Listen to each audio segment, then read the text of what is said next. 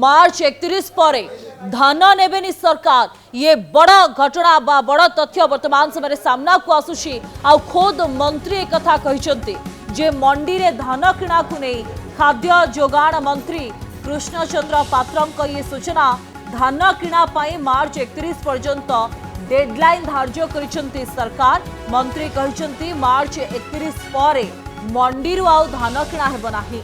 वर्तमान सुधा 65 lakh metric ton धान संग्रह करा जाय सारिछि। टार्गेट 90% धान संग्रह होई सारलाणी बोली मंत्री सूचना दैछंती।